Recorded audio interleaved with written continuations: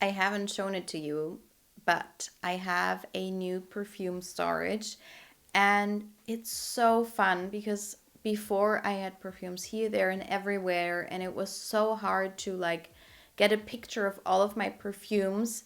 And now I have them all in the same area. I organized them by season and also niche and not niche, basically.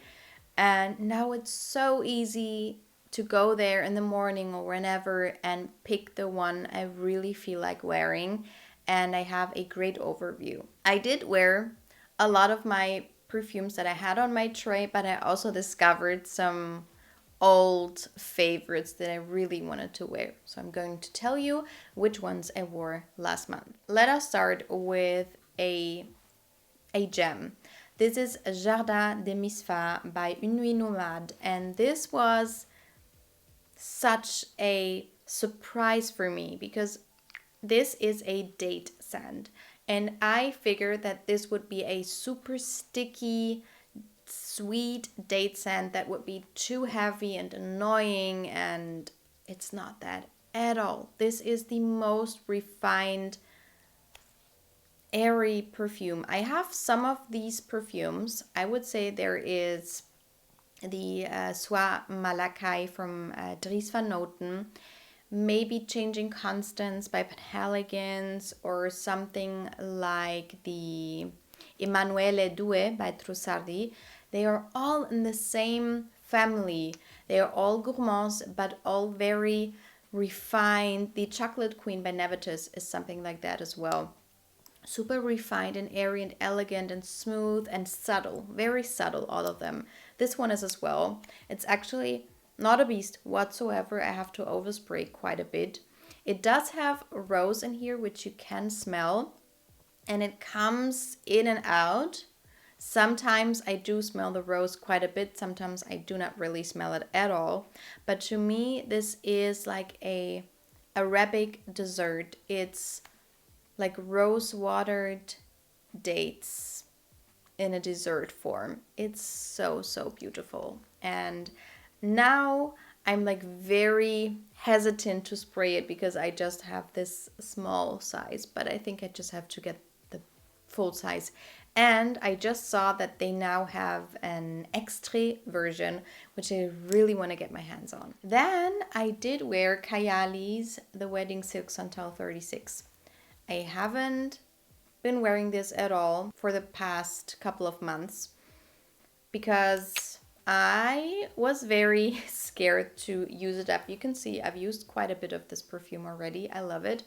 This is champagne, freesia, praline, nectarine, sandalwood, and sugared musk. This is beautiful.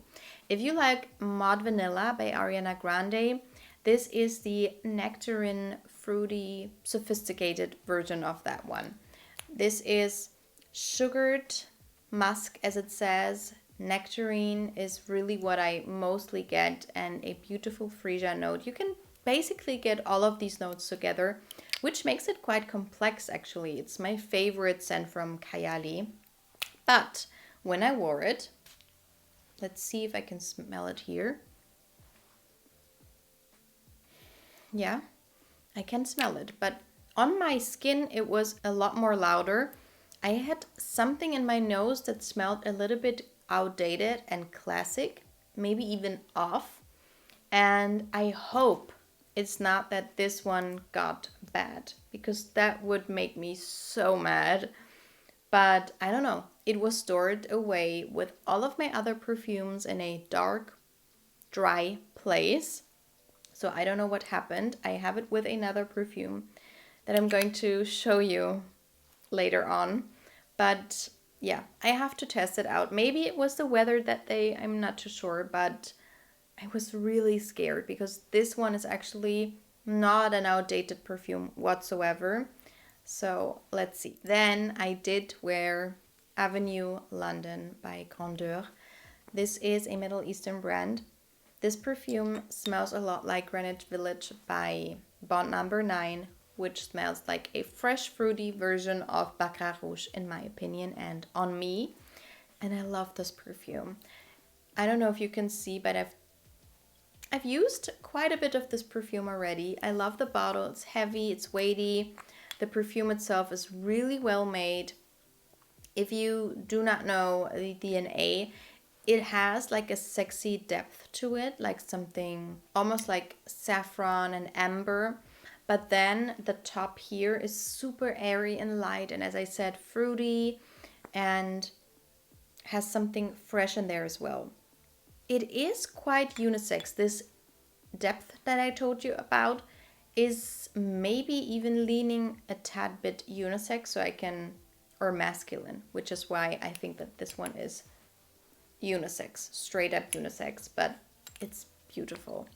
It's lovely, and it was so inexpensive. On to the last one that I did wear from my perfume tray. It is Jo Malone Dark Amber and Ginger Lily.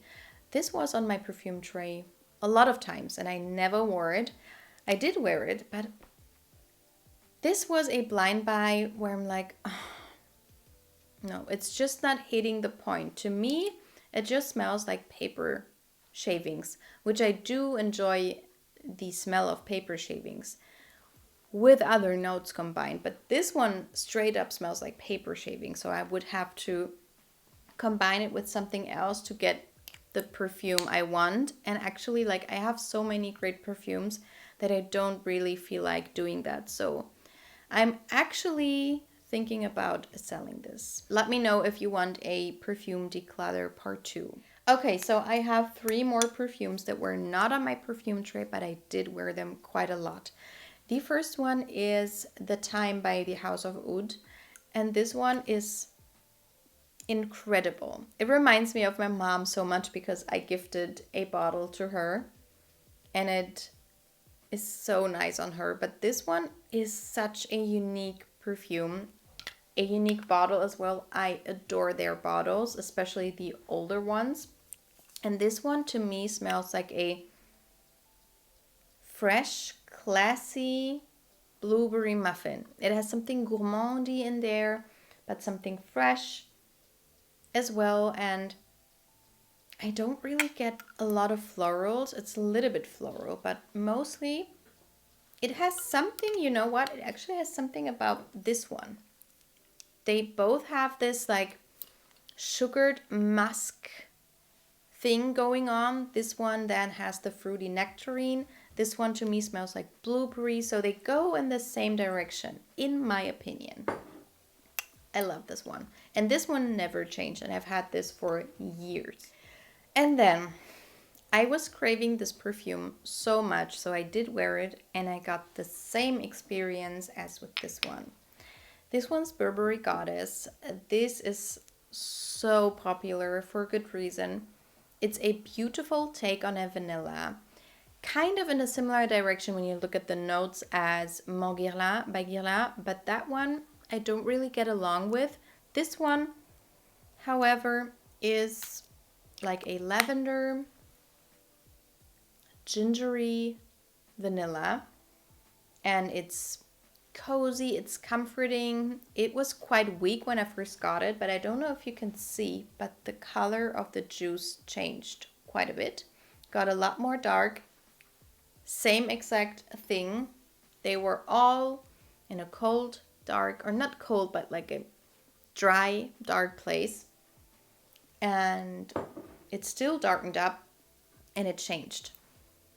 I don't know what it is, but I get a lot more florals, and I don't know what exactly it is, and I don't really get as much vanilla. And usually the vanilla is quite prominent and gets thicker and sweeter. With this one, on my skin, not as much, and I don't know if I enjoy it right now. So I don't know if something happened with my skin chemistry maybe, or with the scents, but it's just those two that I discovered that were changing like that. So I have no idea, but I was so mad and so sad that they changed on me. I will give them another chance, I'm sure, the next couple of months, but let's see. And the last one that I did wear was Eau Rose by Diptyque. I am usually not a fan of straight up rose scents, but I was craving something rosy a couple of days last month. And this one is one of my favorite rose scents. This is a plush, modern take on roses. It's a little bit green and it just smells so authentic, so natural of a rose, and it's just beautiful. It reminds me a little bit of my Sisley's Isia, which is also a rose scent, but that one is like roses and lemon. This one is just a straight up rose. So if you want a straight up rose that is beautifully made with a good performance and something modern and fresh, this one's beautiful. Okay, so these were all of the perfumes I did wear last month. Let me know which ones you wore the most, and I hope to see you in my next video. Bye!